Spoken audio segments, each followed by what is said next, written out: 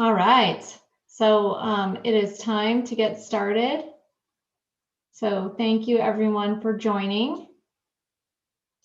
So we're so glad to have you all here today joining us. My name is Christine Plitt and I'm the VP of Operations and Educational Services here at the Data Incubator. Today we have a very special topic to cover. We're going to be talking about how life after academia and finding a career you love within industry.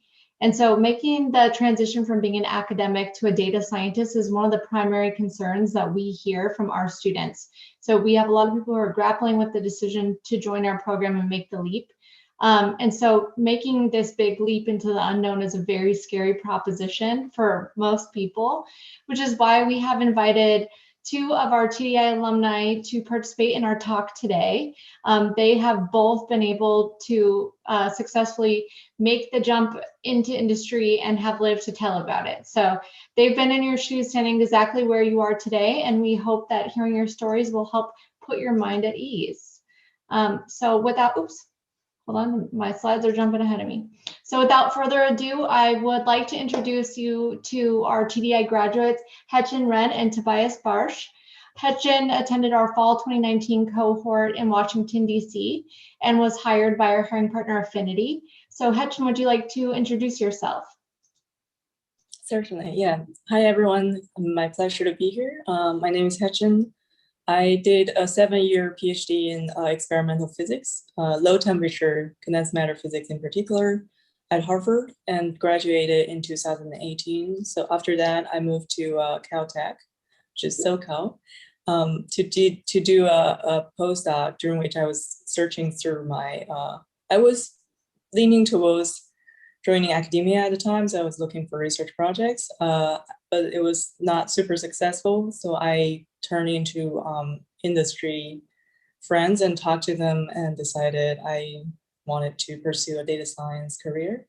That's when I joined TDI in 2019, and now I'm at Affinity Research and Development Department, which I pretty much do half research and half developmental work, which I really love because it gives me a lot of freedom to explore the data science pipeline front to end to back. I do software development, like the interactive plotting, but I also can spend months doing a research project in depth. So that's about me.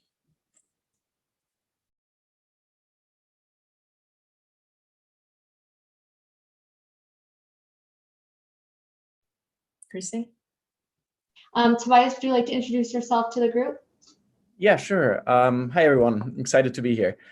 Yeah, so I did a PhD in physics, also quite long. I think it was like 6 years of PhD, and then decided to do a postdoc in a neuroscience lab to kind of apply the things. So I learned how to build novel instruments during the PhD and how to analyze the data that was taken with those instruments using interesting statistics, and then decided to pivot into neuroscience and use those instruments to study how the inner ear works. But really what I learned during that time is that I really liked teasing interesting information out of data using largely Bayesian techniques, and kind of found my way into data science through that. But then realized I had a few gaps between my skill set and industry, and found TDI through that. And then via TDI, got a position at VIA, where I now lead a team that uses Bayesian methods to advance public transit and to figure out how we can model rider behavior and driver behavior in different deployments that VIA has, and how we can improve our services by learning about how drivers and riders behave. And besides that, I work on many different aspects that are all data science related as well, like modeling object relational databases, and building or testing out novel optimization procedures, and it's really fun. It's a very diverse set of problems at VIA. Okay, great, thank you. So Hetchen and Tobias, thank you so much for taking the time out of your busy schedules to be here with us today. A couple of weeks ago, I actually sat down with both of them and we discussed our transition into industry from academia, and they shared a lot of wonderful insights. including what led them to make the decision and what their lives are like today. And so very quickly before we start to dig into that, I do want to touch on who we are and what we do here at the Data Incubator. So at the Data Incubator, we offer both part-time and full-time data science and data analytics boot camps for STEM postgraduates. Each year, we run our full-time and part-time sessions for our 2 programs in the winter, spring, summer, and fall, all online at this time. You might be familiar with a handful of data boot camps out there. There's a lot of them. But what makes TDI different from the rest is that our programs are completely immersive and hands-on. So we take the theory out of it, and our programs focus on real-world skills using live code and actual real data sets. So in addition to that, we have an expert career services team that assists with resume services, interview prep, that really help our graduates land a job as a data scientist once they leave our program. So if you're interested in learning more, check us out on our website. Please also feel free to connect on LinkedIn. We will also be providing you all a link to our summer cohort or to our fall cohort application, which is now open. So. All right, so the first 3 sections of our talk today will cover some really helpful insights provided by Hetchin and Tobias, and I'll be asking them to interject and share their experience throughout the presentation. So we'll move on to discussing after that how to best set yourself up for a successful transition into industry once you've made the decision to do so, based on our tried and true experience that we have placing students from our program into jobs. And then lastly, we'll allow plenty of time at the end for you to ask Hetchin and Tobias any questions you have, as well as any questions for the TDI team about our program. We ask that you put your questions in the chat, and we'll be happy to answer them during the Q&A session at the end. All right, so the first step when you decide whether or not to leave academia and pursue a career in industry is to assess the career landscape and identify the probability of landing an academic job, either tenured or not. Multiple studies have shown that depending on the discipline, as few as 1/4 and as many as 1/2 of PhDs get hired in academic jobs at all, and only 1/3 of these jobs are on the tenure track. So the odds at any given PhD getting a tenure track job lies between 10 and 25%. And so just for the sake of context, a high school football player has a 6.5% chance of making it into college ball and only 1.6% chance of making it into the NFL draft. So tenured academia is not yet as exclusive as celebrity professions, but it is definitely trending in that direction. And not only are academic jobs highly competitive due to their scarcity, but there's also a relatively short window where academics can apply for jobs that are posted, and no 2 application requirements are the same typically. So you can expect to spend a lot of time, many hours customizing your application to be up against hundreds of very qualified applicants because of the relatively low number of positions available in relation to the applicant pool. So Hetchin, we spoke about your experience in your postdoc where you were still leaning towards a career in academia. And you mentioned that you struggled with finding the perfect research direction. Can you speak about this experience and why you ultimately decided to pursue a career in data science? Yeah, certainly. I think it's part of it was just like the overall trends in my research fields, right? So research is not the most like fashionable industry, but it does have trends. So if you publish in the more trending areas, you tend to publish in Nature. If you publish in unfashionable areas, even if it's like you think it's important and you're passionate about it, you may struggle to get into PRL or in PRV. I'm sorry, those are like, if you're in physics, then those are the journals. So for me, it's like trying to, I think this is like the most important thing you do during your postdoc is to find that direction of research you can sustainably pursue for 10 or 20 years during the early period of your tenure track or tenure. And but it's like trendy enough that people will think it's important, not just you, like people in your field will agree it's important and support your research, and you will get funding, which is the most important thing, of course. So for me, that was a little bit of a struggle, or more of a struggle than I expected coming into a postdoc, because I was always very passionate about my research project during my PhD. I still was, but it wasn't it was a project that was oversaturated and it wasn't an optimal research project to pursue for like, if I start my own group and I have my own students, like, is this something that could like sustain all of them and get enough funding throughout like one funding cycle, two funding cycles, right? It's sustainable. And there's just like, I was looking for something new. You want to look for something new. You want to look for something that's you have enough expertise in. You don't want to jump too far from what you're good at or what you established yourself in during your PhD. So for me, that was a lot to ask for during that current climate in my research field. So I was stretching a little far, trying to move to a more engineering type of field. And I realized if I want to do that and land an academic job within like 5 years, that's just like really hard. I would have to start from scratch. In the meanwhile, I think I was looking at I was talking to my industry friends and looking at what life would be like or a career would be like in an industry job, and realized it's not too different from academia. Maybe like taking off all the things I don't want to do, right? I mean, like the administrative burdens, like applying for funding. I mean, if you are in a big company like Google or something, like you do have, and you're a manager, then you do have some of those burdens. But like at the beginning, at least you just like focus on doing something meaningful for your job, for the company, for your customers, which could be internal and external clients. And it's just like, I don't know, all the interesting things about research without the stress.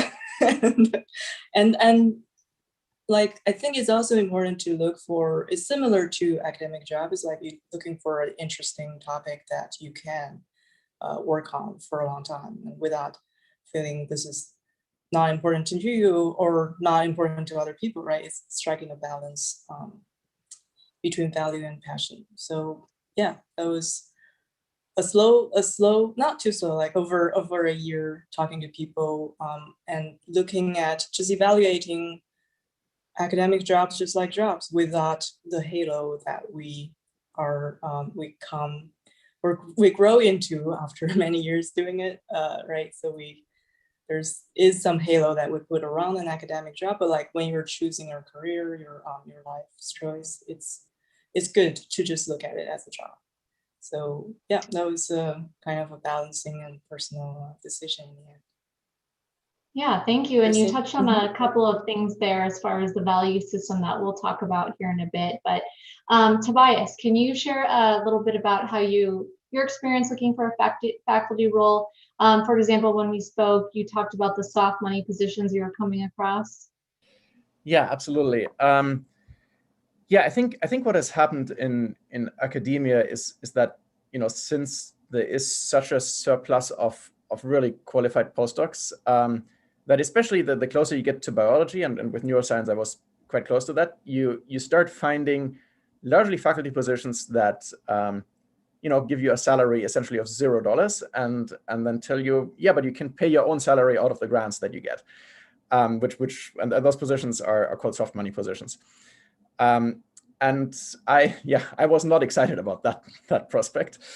So I kind of decided I was not going to apply to positions like that, and that takes out a huge chunk of faculty positions. And really, I mean, I thought I was competitive for a few faculty positions, but that weren't soft money positions. But even those as well, you know, like the salary largely was not enough to, you know, support a family or so. And I think at the end of your postdoc, you're kind of in, you know, you're at the stage in your life where you want to start being able to do something like that. So that was I think one large part of the reason to orient myself closer towards data science.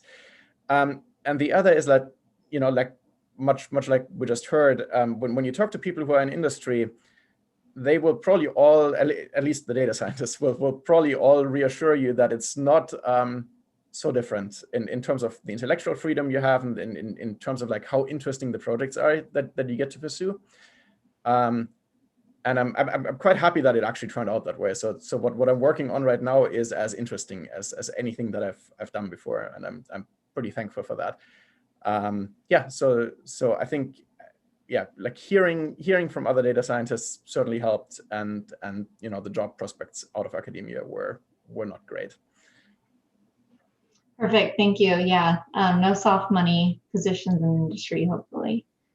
All right, so Hachin touched on this a bit. It was something that really stood out to me when we spoke, and so I think it's important that we spend some time speaking about this. But in academia, most of your time is spent trying to be a professor, and so much so that getting the faculty job becomes ingrained in your career value system. So your advisor, your professor will have a valuable opinion, but at the end of the day, it's ultimately a very personal decision. So but you know, when you get wrapped up in all of the time and energy that you spent gearing up for a faculty position, it can make it feel like more of a life aspiration than a job. And so just like an athlete that's trying to compete in the Olympics. And so when you're trying to evaluate what the right decision is for you, it's important to be able to compartmentalize the life aspiration and identify your career values as if a faculty position is just a job, which is hard to do. Hejin, you had a lot of insight when we spoke about this. Can you speak about your experience in questioning your career value system? Yeah, I think like the first step is to realize like you do have a bias. Like when you're so deep in it, it's hard to realize it's like you value. There's certainly value. Like we touched on this. Like it's more. There's more like it's more like you're an athlete and your pursuit is the Olympic Games medal, right? It's not just a job. You don't just do it because it pays, but it definitely fulfills some sense of accomplishment. But like you need to be more objective about how much that accomplishment is worth. Like, is it worth ruining your work-life balance, right? Like, I mean, there is such a thing that was we talk about. But that's one of the surprises. It's like you do learn like work-life balance does exist, and it's a thing when you transition out of the academia. So it's like sometimes it's dangerous when you get into the mindset that if you don't land a faculty job, like a tenure, if you don't get tenure at a good school, then you're a loser no matter how much money you make. I'm gonna admit that that's certainly applied to me for a very long time, even after I think I've decided. There was like sometimes I dream about like having my own lab, and then I wake up like it's just like a little melancholic, but that's just like that's something that's in your mind, but it's been so long that you stop realizing it. The first step is do a self-evaluation and see how deep you are in that mindset, and try to justify it, right? Like look at this job. So that is something, if you think it's worth everything, is worth, then like that's a very high reward. But there's also prices you pay. There's cost, right? Like what is your weekly working hours, right? What is your stress level? Like, is there, I mean, like and when analyzing a job, you look at the things you like, right? There's certainly things in research that pays off, and that could be shared between academia and industry. And there are part of the job you just like hate. Like if you want to do it for many, many years, you have to really look at the part that you hate and ask your question, can I do this for life? Right? For me, I mean, like especially for academia job, it's not something you pick up, try it on, and for 3 years and then you leave. You build a lab, you stay there, period. So it's like just analyze it like you would analyze any job. Like there's the part that appeals to me. Does it give me enough sense of accomplishment, the sense of prestige? Do I like the colleagues, right? The people who I will work with, or the people who I compete with in academia? And do I, can I stand the things that I don't like about this job? So like analyze it objectively, just put down your lenses for a moment. And yeah, I mean, because this is a very serious decision you have to make for yourself as you enter like another stage of your life. Kristen? Yeah, that's perfect. Thank you, Hutchin. How about Tobias? You had mentioned when we spoke that you had a very unique postdoc experience, and that once you were in that and it was very creative, that you didn't think that you could see yourself going back into an academic job. Can you speak about that a bit? Yeah, I was very lucky to end up in a postdoc lab that had great funding, and I didn't really like we did science kind of the way science, I guess, should be done. So that there was no worry whether we could do an experiment. Like the question was just should we do it, and then we could do really creative things. It was really great, but getting funding like that is I mean, practically impossible. I mean, it's probably way harder than getting an NFL job, like we discussed earlier. So even if I was thinking about, even if I got a tenured faculty position, my lab would never be able to be like that. Like there's just, I mean, you just have to honestly evaluate it and be honest about it. It just wouldn't have happened. There a handful of labs in the entire world that are funded like that, and then starting my own lab and knowing from the beginning that I would never be able to do science again the way I was doing it as a postdoc was kind of a sobering realization. That and I just saw a question actually in the chat on how many industry jobs I applied versus how many academic jobs. I didn't really. I applied for exactly one academic job because I didn't. It was pretty clear to me just that I didn't want to go down that path anymore after I'd had that realization. So comparing those how many industry jobs versus how many academic jobs is not like to me, I guess, doesn't really apply, because I didn't even attempt the academic job hunt because even if I had been successful, I probably wouldn't have been very happy. So I decided just to not do it. Yeah. That makes sense. And then just for everybody's knowledge here, both Hutchin and Tobias did receive 2 job offers, so they might be being a little bit modest here today. So they were both very, very successful in our program. All right. So next, let's talk about some of the industry career benefits. One of the things that you have to do to make this transition is perhaps put a pause on your research, which can be a pretty scary thing to face when you could fall very far behind. You have all these things going through your head. So what is the benefit? And so when you're deciding to make a massive life change, the hope is that it's going to be a positive one. And so no one goes into a big decision hoping that it won't work out, but it doesn't eliminate the apprehension. So this is why we want to share some of the benefits that Hutchin and Tobias have experienced after leaving academia. And just like you might be feeling now, many academics that have left academia express feelings of burnout, struggles with research, and worry about an academic job search before they decide to pursue a career in industry. So Hutchin, you spoke about previously feeling burnouts in waves during your postdoc. Can you speak about your experience with that with the group? Sorry, you wanted me to talk about like the burnout during? Yeah, the burnout that you're experiencing in waves, and you likened it to, is it a marathon? Yeah, I think, I mean, it's certainly like with anything, when you're successful, it kind of fuels your passion for a while, your enthusiasm, and when you're looking at the reality of the job market and the funding, the grants, which is a winner take all market. I'm sure you all are familiar with it. And you evaluate like your own prospects, and you sometimes feel discouraged.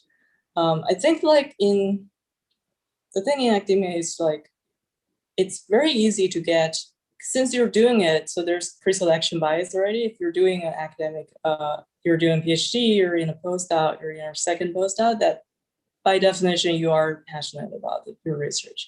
So it's very easy to just like get lost in that pursuit and kind of sprint. So like in industry, we call this sprint, right? Like you have a deadline, you have a goal that you want to get this pushed out to your clients so that people can use this feature in a week. So you probably work very hard, but like after there's a defined goal, there's a defined timeline. In academic jobs, that timeline is kind of stretched indefinitely. Like you always have your next paper, you always have a goal you want to publish more, you want to go to more conferences, you want to talk to more people, you want to hire more students. So like there's always something, and you're always, especially if you're writing grants, like there's always a tight deadline, but it never ends. That's how it feels. So it's like that, I think, contributes a lot to why it's easier to get burned out in academia.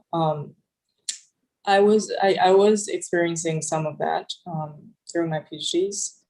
I think it was like partially like I was doing a year-long sprint on the paper, which is probably a bad idea in retrospect. But like when you're in it, when you really want something, that can happen. But I think that like the tips there, the lesson I learned is just like it's okay to do it when you're young and you really care about one topic.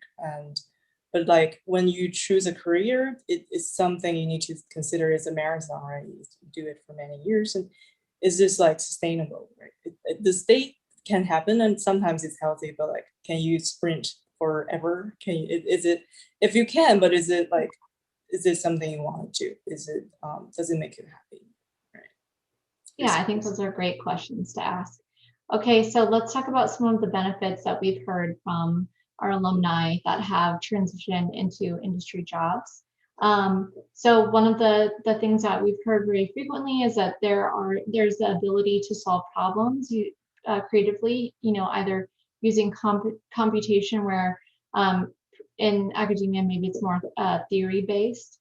And that there's also a misconception that you can't have intellectual freedom outside of academia. What would you say to the people that have this concern about not having intellectual freedom outside of academia, Tobias?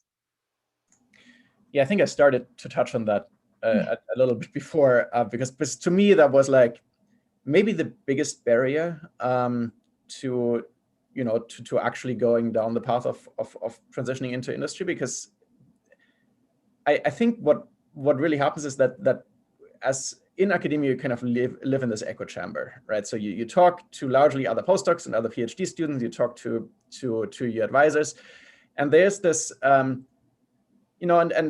maybe everyone tries to make themselves feel a little bit better by saying, well, our salaries are much lower, but we get intellectual freedom for that, and the freedom to pursue whatever we want to do. And I don't think that is ever true, because you're actually not free to do whatever you want. I mean, Hechen spoke a little bit about that, right? You have to do something that at least is a reasonably hot topic, otherwise you can't get funding. And then you're essentially doing what the grant agency wants you to do, not really what you want to do, which comes back to, if you can do your postdoc in a lab that's super well funded and is not really tied to that structure, then that's really great, because you can really, then you actually have some freedom. But by and large, I think that's not true. And then the amount of freedom that you have in industry is practically the same, right? So there, you're maybe not working towards what the grant agency wants, but you're working towards the goals of the company. But you can do it. How you solve those problems, at least at VIA, I mean, this is my first job out of industry, so I'm out of academia, so I'm not sure how it is elsewhere. But at least at VIA, nobody tells you how you're supposed to solve a problem, right? That the problem exists and it has to be solved, and you can be as creative as you want in solving it. And it's very rewarding to translate interesting techniques that you've learned during your PhD or your postdoc to an entirely different field and solve very complicated problems there with it.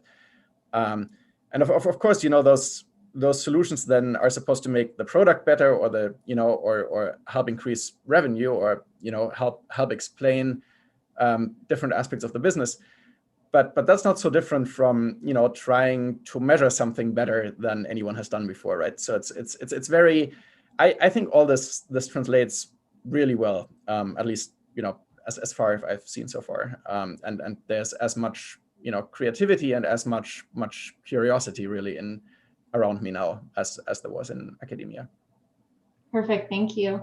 Okay, and then we have location flexibility. That one's pretty straightforward, because if you have a job and you're on a tenure track, you're not moving.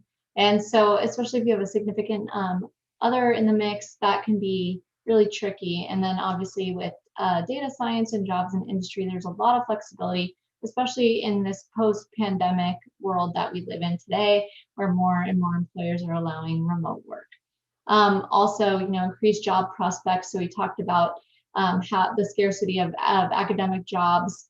And then there's so many stats out there as far as how many open roles there are in data science, data analytics, and how fast the industry is growing.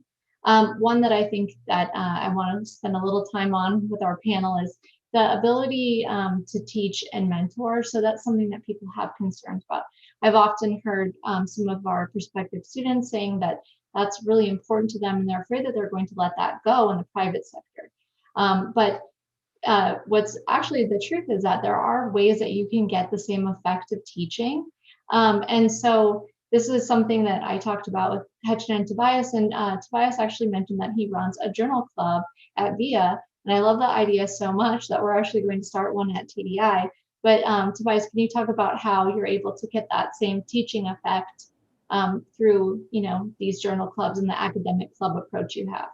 Yeah, I think I'm really lucky that my boss is very supportive of a very active knowledge exchange amongst employees at VIA. So we have kind of many avenues in which we teach each other all the time. So we have Slack channels for different statistics methods, for different modeling techniques, but then also there is for example, it started also as a Slack channel for Bayesian modeling, and we kind of became so interested in all the things that people brought up that now this has become kind of a regular thing in which people will present papers on different aspects of Bayesian modeling. We try to meet semi-regularly about this. And it's a very, it's a great way to learn more things, because it keeps us reading papers, which is kind of important, right? And especially in data science, you kind of want to keep up with what the new methods are to model things, and if you that can get lost, right? If you don't promote an environment in which learning happens. So Journal Club is one thing. The other is that I recently got permission to start a team that does Bayesian modeling at VIA. So now I've hired someone who now works with me on such topics, and he doesn't have much experience with this yet. So I'm also teaching him, which is very similar, like it would be in an academic lab if you as a postdoc get a grad student or so and teach them. So it really hasn't been all that different, I think. And you can, I think, depending on the company you work for, you can certainly produce or help create an environment like this. Because so far people have been very open to these ideas. Okay, great.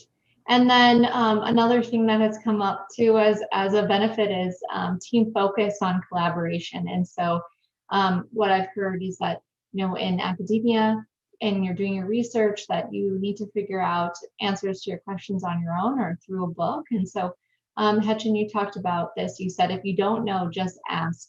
So can you just quickly talk about how the team collaboration aspect has turned out to be a benefit to you? Yeah, it's a huge reward for me. Is I think, at least for experimental physics, that was the case. I was the person, at least later in my career, I was the person who know my experiment best. I probably know it better than my advisor in some aspect, at least the details, like the practical know-hows. I know it best. So talking to other people, you can learn about their experiment, but oftentimes it's not as efficient as just trying stuff yourself. You can try to learn from optics groups, electronic groups, and other low temperature groups, but everyone is solving such a specialized problem that at some point, even reading papers, you have to read very special in your own very narrow field. Otherwise, if you read other, I don't know, just even within condensed matter physics, some of the papers just don't help you. And talking to people sometimes is a waste of, not a waste of time in the communication sense, but in the sense of help you solve your problem. But it's entirely different in industry.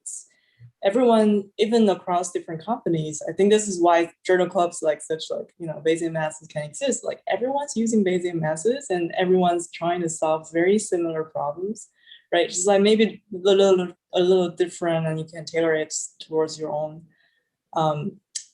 data situation. But overall, it's a very similar problem. Data science is a science, right? So there's some shared knowledge, shared research topics, and everyone's trying to solve. So like talking to other people really really help you. And like oftentimes you talking to other people is the quickest way to solve your problems rather than spending hours reading stuff yourself. And I think another thing, which is really what enables this collaborative culture in data science, is just you still do the whole research process, but it's so much so much faster, as everything is kind of cycle distortions, right? You think of a hypothesis and you do some experiment, or like you read a paper which provides some new method, and then you do some data experimentation. You have a result, you post it on, like at Affinity Research and Development, we post it on Discourse. So like we do a write-up, we have, what I try to do, and here's data, here's the graph, here's the conclusion, here's future work. It's very similar to a research paper, except you do it in an afternoon. So like you post it this afternoon, and then maybe your colleague sees it, and everyone has their own specialty, and they comment on it, and you get feedback, and then you continue this process. It's like exactly what I imagine academia should be, but like just fast forward. It's a very fulfilling to experience like this research climate, and it's what enables collaboration to happen. Is first of all, like people have shared methods, shared research topics, and B, everyone has some specialty, and there is a fast framework to communicate and provide feedback. Christine? All right, thank you. And then, of course, we touched on the work-life balance earlier, and I thought Hetchen had great advice. It's a good way to measure it is in your current role, is extrapolate what your work-life balance would look like and figure out how long you can sustain that. So that's great advice there. So if you decide that you're ready to make the leap, there's a few steps that you can take to set yourself up for success. So the first thing that you're going to want to do is really have a standout resume. And so you want to make sure it's well organized.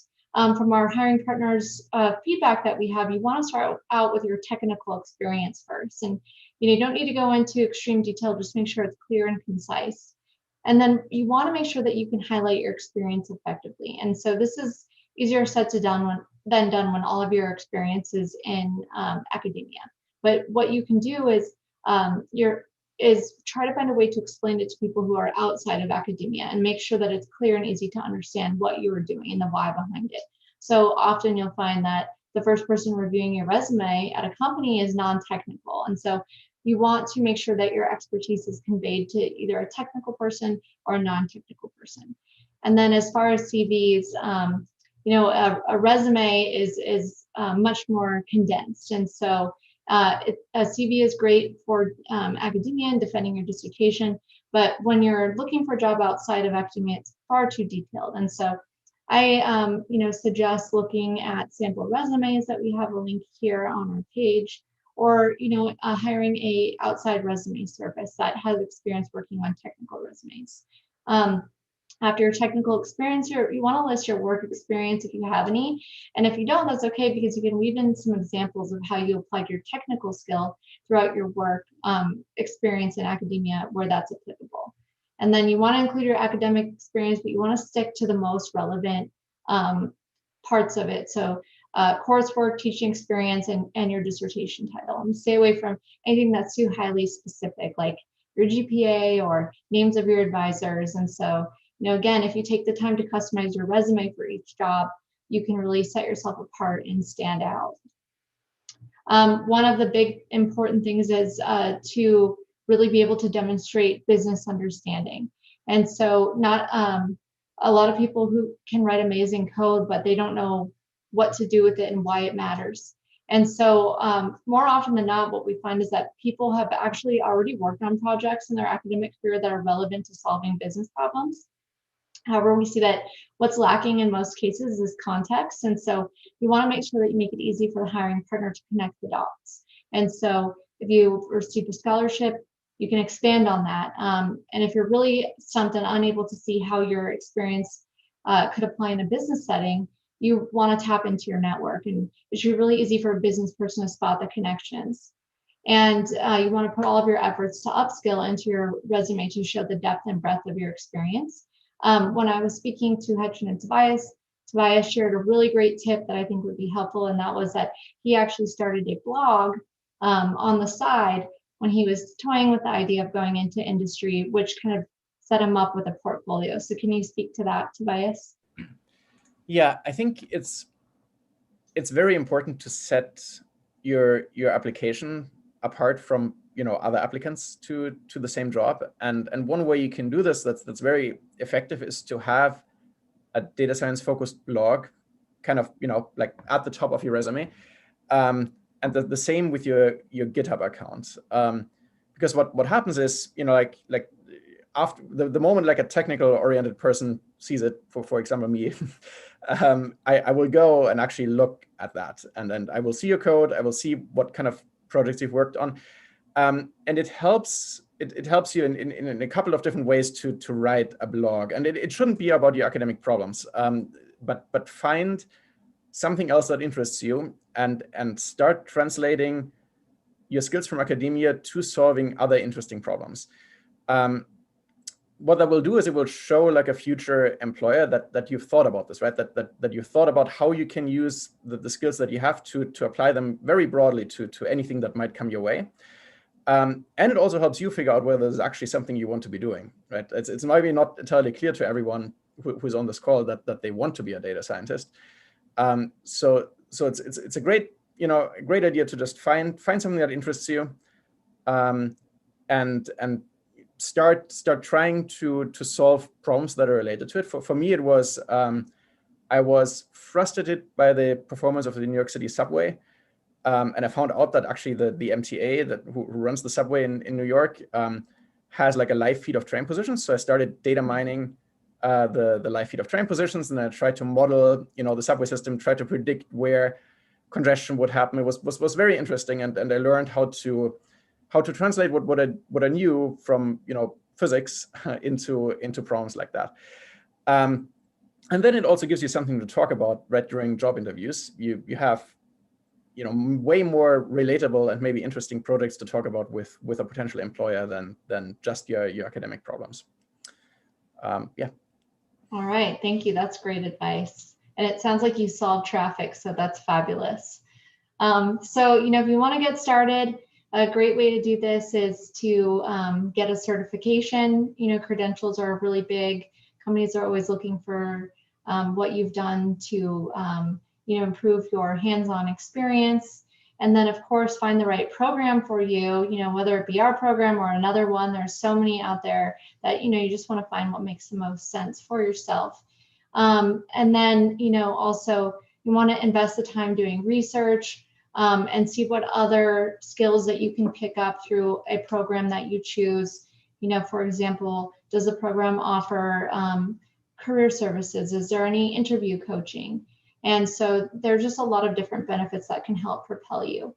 So Hetchin and or Tobias, do you feel that by going through the TDI program that you're provided with a leg up in your career transition becoming a data scientist? I can speak to that. I think it's not only a leg up. To me, it was almost like a 0 to 1, because I had, unlike Tobias, I was not exposed a lot to data science. I was doing mostly experimental work. So I learned coding. I learned took some introductory data science courses on my own. But looking at myself before I entered TDI, I think if I were to go to an interview, I would just look very amateur in not only like the technical terms, right? Like the terms people would use or discuss, like the way to think or the order of things to think about when you consider a modeling problem, but also just like the interview. I think the interview coaching for me and resume coaching was like probably like the most important aspects for landing a data science job, because I had like literally no idea for the coaching. Like I think my resume was very academic at the time, and they overhauled a lot of things. And really, I think we all know we want to put a few highlights. You want to tell a story with your resume, but like exactly how do you do that? It was unclear. Like we all have our own understanding, and it may not be the way like HR mean it when they say it, right? Like, I want to see your highlight. Like, what's the highlight from this project you've done? Even like just the way to talk about my capstone project, which I didn't have a blog. So like the capstone project was my talking point. And people do, like, totally agree with Tobias. It's like people totally need something like that to grasp or gauge your ability, like as a coworker, right? They want to look at your code. You need to post your project, like your finished presentation, your visualization, and your code, and find a project you're passionate about, not just because you're going to enjoy it, but also because you're going to think deeper, right? You're going to consider all the different things. You're going to do the right research so that when people have questions, you're going to look prepared. You're like, oh yeah, I thought about that, and this is why I chose to do things this way. So I think, yeah, preparation like that and how to walk into an interview, you definitely should seek some professional help, because other people will. And people who do will land land a job easier than if you don't. Kirsten. All right, thank you. All right, I see a lot of questions, so we're going to go ahead and skip to the chat. We have an open application. You can apply now. It closes on July 30th if you want to go through our regular admissions. And with that, I'm going to stop sharing my screen, and I'm going to pull out some questions here for you guys. All right. All right, let's see here. Okay, this is a question from an anonymous attendee. I am a postdoc, did PhD in computational soft matter physics, have basic programming skill with Python. Now, where do I start from here to get into a data science career? What skills are required? Is the fellowship support available at the beginning of the program? So Tobias, do you want to take that one? Sure. So it's actually quite interesting, because that like at some point where I was in a kind of a similar position, I guess, with the addition. I mean, the question doesn't say whether they have much statistical experience, but like I assume so in a soft matter career. That's like almost there, I would say, in the sense that you probably want to learn additional like machine learning techniques, but that sounds scary, but it's really just applied statistics. And so I started doing that with a bunch of free classes that I found online, and then kind of finished it off with TDI. And I do think it's maybe a good idea to start on your own, take a few classes. And I think Hechan said the same thing before, right? Like I think TDI is great at like filling in the last gap, and also like getting you ready for the interviews, because interviews are really, really hard for data science. But you need to come in, I think, knowing a lot. So there are classes on so I think the classes I took was like these intro to data science Coursera classes, and then I took a bunch of deep learning specialization classes, but it doesn't. I mean, many of these will tell you the same things, and it's good to have some repetition. But I think starting out with online classes and then doing an incubator program like TDI is going to be all that you'll need, I think, with that background. All right, thank you. Okay, Hechan, I'm going to direct this question at you. I'm a postdoc, and my mentor's goal for me is academia. Any tips on how to approach and have a conversation with him about looking at industry and that academia is not my goal anymore? I worry that support could diminish, either intentionally or not, as I start the job search. And this is a question from Robert. Yeah, I think that's definitely, in my life, that's the toughest the discussion I've had with anyone. It's just like, Because like I was really hoping, I think like my advisors were also my kind of mentor, friend, everything. Like I wanted to get them on board. I don't want to just like offend them in any way by my decision. So I think it was like we talked a few times. It was like, what do I want to do? Like, and is this really, is a academic job really right for me? And like I think at the time I decided I at least want to do TDI and I want to take 2 months leave from the Caltech. It was my advisor. He was really nice and he definitely was supportive in anything I wanted to try, but he was also very encouraging, like I should stay in academia, and which I think is like the right thing for him to do.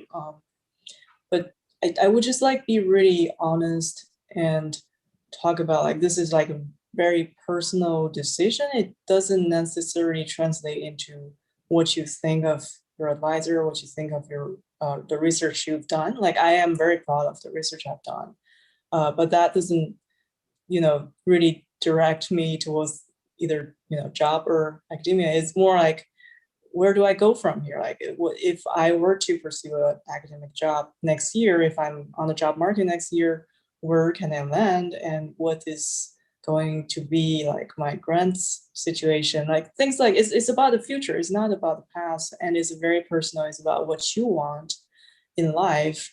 In like I would just like focus on those things, and because I'm sure your advisor would want a successful career for you either way. So it's if you focus on like a real open and honest discussion about your passion, your like what interests you, what draws you into industry, and what draws you into academia, like what you honestly think, like what's the good and bad, pros and cons on both sides, and I think he or she will understand and be also very earnest and supportive. I deeply believe like all academic advisors want to support you, but they naturally, like I said, partially is because of their own bias. They think if you don't get a professor job, you're a loser. I mean, that's like, right? I mean, they are also brainwashed a little in that way, but partially it is their job to encourage you, right?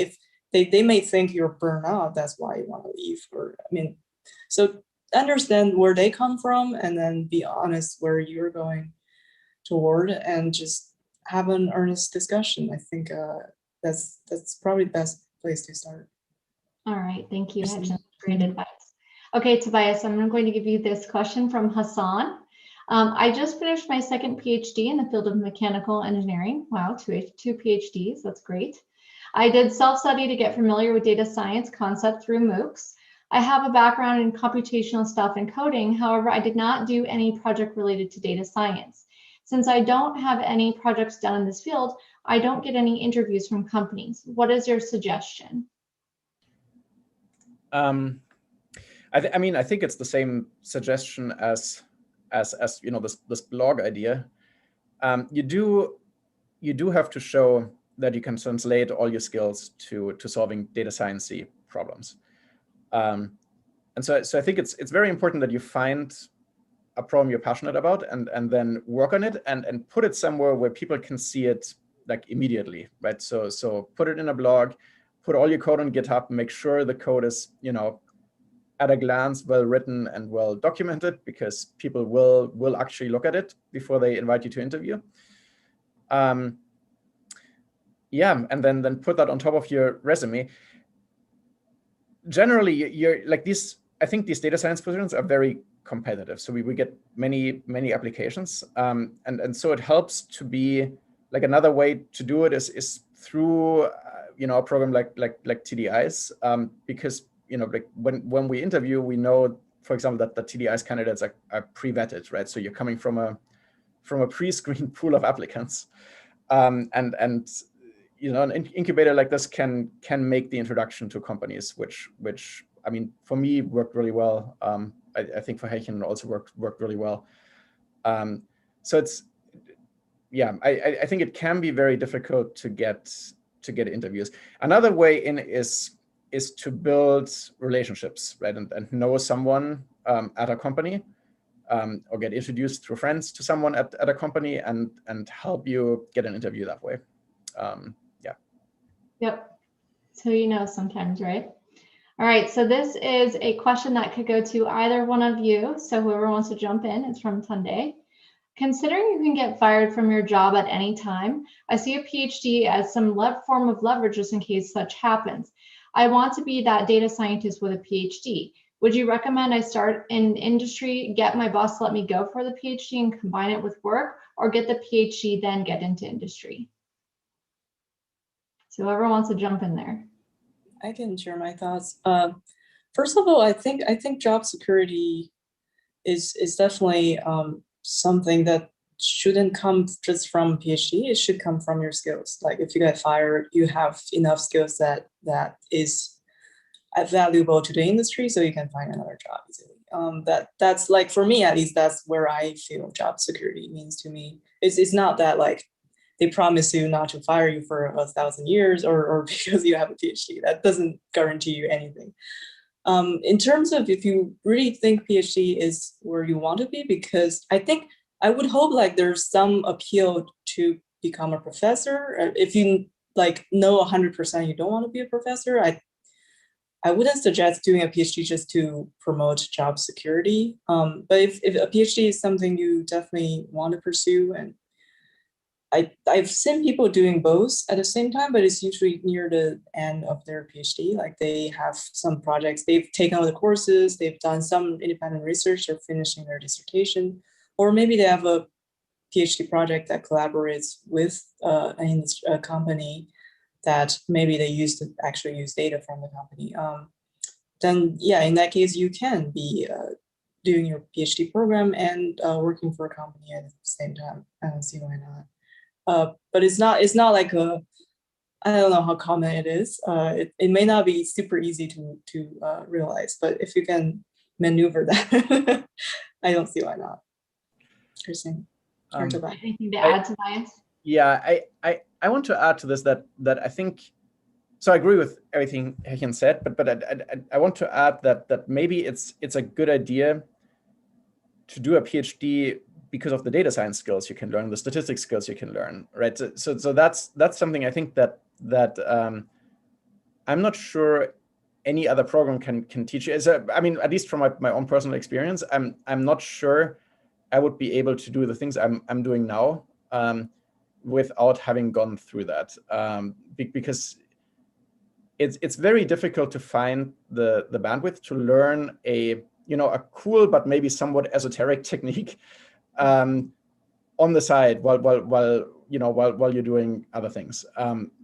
So and a PhD gives you that option, right? So if you want to go into data science later, but you wouldn't mind doing a PhD, or you'd even like to do a PhD, then I don't think being a professor has to be the end goal. And also, I mean, job security, I don't think should be the end goal either. The goal should be to learn really cool statistics or really cool machine learning, or like things that otherwise you wouldn't learn, or find a way to acquire data that nobody has ever seen before, and tease out every little bit of detail out of the data. And all those things translate super well into a data science career and make you a much stronger data scientist, and then that way provide job security, just because you are, you'll be very good at what you do. All right, thank you. Hechin, Tobias, this has been wonderful. Thank you so much. There was so much helpful insight here. There were so many questions that we didn't even get to. So I'm so sorry to everyone that didn't get their questions answered. We just had so many today. But if you do have additional questions, you can email us at admissions@the-Data Incubator. And again, we have our fall cohort application open, so you can go check it out.